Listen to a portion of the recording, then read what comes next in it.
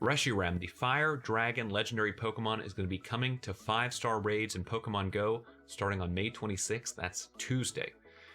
Now, originally when I was shooting this video and I tried to put both the raid counters as well as the place that Reshiram's going to be having in the PvE and PvP meta all in one video and got into the editing, I came to realize this was going to be a long process. So I am back wearing the same shirt because we're trying to make use of the magic of video editing. But since that time, I have cut my hair. So if you look in this video and you notice Chris's buzz is a little bit longer, what's going on here? This is future Chris coming back to tell you about what's going to happen in this series of 2 videos. In this video, we're going to be taking a look at the best counters to use to get the most damage balls, take down Reshiram as quickly as possible. So this video is the Raid Counters Guide. In a separate video, which I will put a link to when it hits the channel, we will be taking a look at what place in the PvE as well as the PvP meta that Reshiram is going to be having. Spoiler alert, we've got a new very strong fire type attacker. So for here and for now, this is the video about raid counters. Let's get into it.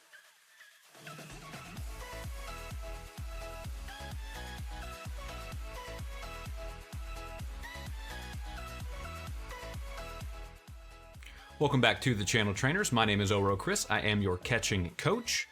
And if we take a look at the announcement that came out on Tuesday, Unova's legendary elite Reshiram, Zekrom, and Kyurem. Kyurem. Someone will tell me in the comments. Coming to 5-star raids. Originally discovered in the Unova region and first met by trainers in Pokemon Black version and Pokemon White version. The legendary Pokemon Reshiram, Zekrom, and Kyurem will soon be making their Pokemon Go debut in 5-star raids. So the first of these 3 legendary Pokemon, if we take a look up here at the top of the banner, we've got on the left, that is Kyurem, the white Pokemon flying so high with the fire burning looking tail is going to be Reshiram, and then Zekrom on the right. So Reshiram is going to be the first of these 3 legendary Pokemon from the Unova region, and he's going to be coming Tuesday, May 26th on 1 p.m. GMT time until Tuesday, June 16th at 1 p.m. as well. In addition, there will be raid hour events featuring Reshiram every Wednesday while it's in 5-star raids. And there's going to be the traditional raid hour of Wednesdays on May 27th, June 3rd, and June 10th at 6 p.m. running to 7 p.m. local time. Now, a little bit of background with regard to these 3 Pokemon. Kyurem is an ice dragon type Pokemon, Reshiram a fire and dragon type Pokemon, and then Zekrom, the black Pokemon on the right, is an electric and dragon Pokemon. And in the main series games, you could fuse these legendaries using a couple of different items, and you could fuse Kyurem with Reshiram and you would get white Kyurem, and you could fuse Kyurem with Zekrom and you would get black Kyurem. Now, each of these Pokemon had different strengths, different typings, different special abilities with regard to how you could use them. But it'll be interesting to see if and when these fused versions of these Pokemon will be introduced in-game within Pokemon Go. For now, all we know that there's going to be a rotating section. First up of these 3 Pokemon is going to be Reshiram.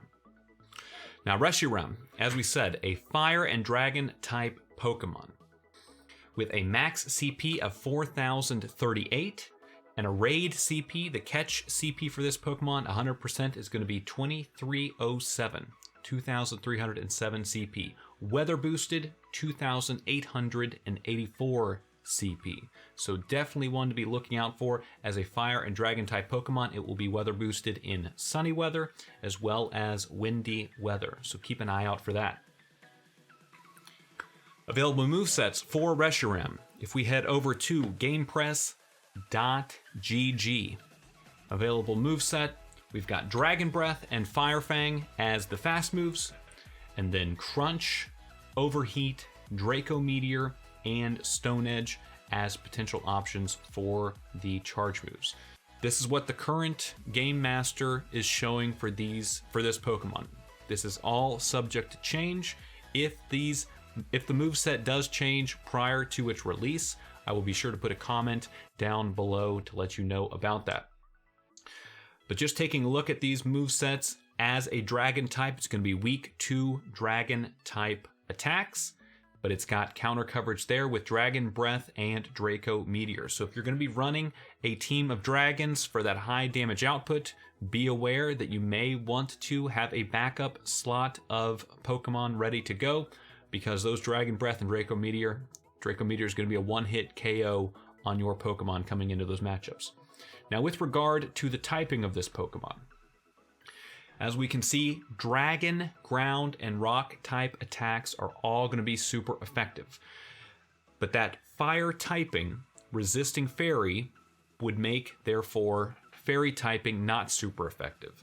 Typically, Dragon types are weak to Fairy type attacks, but Fire resists it. So we get that, Reshiram gets that benefit not being weak to Fairy types. So with regard to this raid, leave the Gardevoir, leave the Togekiss at home. Bring only the Dragon types, Ground, and Rock type attackers. Same thing with regard to Water. As a Fire type, you might be thinking, oh, I'm going to bring in my Kyogre. No, Dragons resist Water, so that's not going to do any benefit to you as a raider. Leave the Kyogre home. If you've got available Dragon, Ground, and Rock type attackers, use them. If you don't, and your raid neutral damage is going to be best served with Kyogre, then bring the Kyogre. And as far as resistances go, Bug, Electric, Fire, Grass, and Steel. So a lot of resistances there. Keep aware of that when you're thinking about this Pokemon in the PvP format. Going to have a lot of valuable resistances. And as we can see here, also available at GamePress.gg, they have a great DPS versus TDO graph to take a look at what are the best counters. And as we can see up here at the top damage getters are going to be those recently released with the Shadow buff Shadow Pokemon, Shadow Salamence and Shadow Dragonite, bringing in the hard and heavy hitting damage. That Shadow buff going to be getting a 20%, I believe, or 25% boost to damage, but with great power comes great responsibility. You're also going to be taking a reduction in the defense stat of 20% as well. So you're going to be taking more damage from the raid boss, but going to be dishing out plenty as well. Another potentially glassy option, Rampardos, when it is at a partially cloudy weather boost. Going to be doing a tremendous amount of damage. In a neutral matchup, if Rock is super effective, virtually always a partially cloudy Rampardos is going to be leading the way in terms of DPS, and that is what we have here. For that Pokemon, you're going to be needing Smackdown and Rock Slide. If you do not have a team of Rampardos, or at least one of them, I would start working on it. Definitely a strong raid attacker. And also we can see Excadrill in clear weather getting that weather boost as well. On these graphs, when you see two of the same Pokemon, very often it means the higher DPS one is when it is weather boosted, which is what we have here. We've got Garchomp using the Dragon type attacks, and then the Ground type attacks when clear. Traditionally, if you can get access to it, Garchomp a very strong attacker, but with that weather boost, if you're going to be running it with the traditional Mud Shot and Earthquake for Master League PvP, that is going to be a better option when it is in clear weather. Same thing with our good friend here, the Drill Pokemon Rhyperior. When partially cloudy, stick with that Rock Wrecker from its community day in February.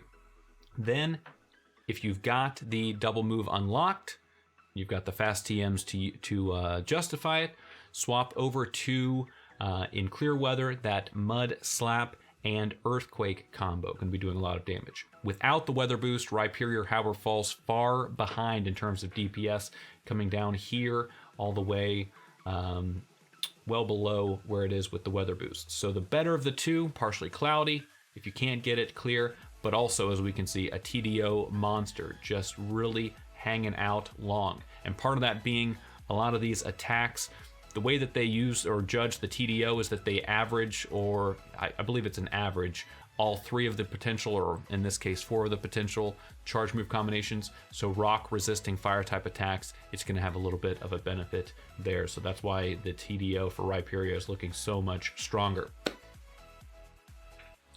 Overall, if you're going to be sticking with the dragon type attackers, Rayquaza without the shadow boost coming in number 1, then Salamence, and then shortly thereafter, besides the Garchomp over here, a little bit less tanky, we've got Dragonite.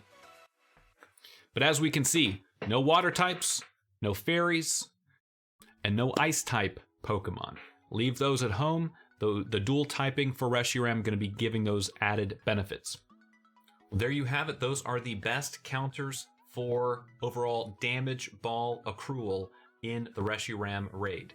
Now I should emphasize that because the moveset for Reshiram can vary so greatly, if you've got a dragon type moveset, if he's running Dragon Breath and Draco Meteor, the raid boss has that, those dragons for you are not going to last nearly as long as some of the other options on the table.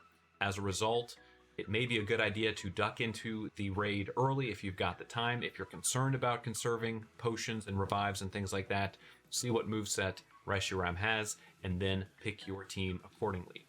In addition, the weather will play a pretty drastic role with regard to the best counters. In clear weather, definitely be going with those with those ground type attackers. In partially cloudy weather, stick with the rock types. And then in windy weather, if you can find it, or in neutral weather, anything that's not going to have another otherwise beneficial weather boost, then go with the dragon type Pokemon.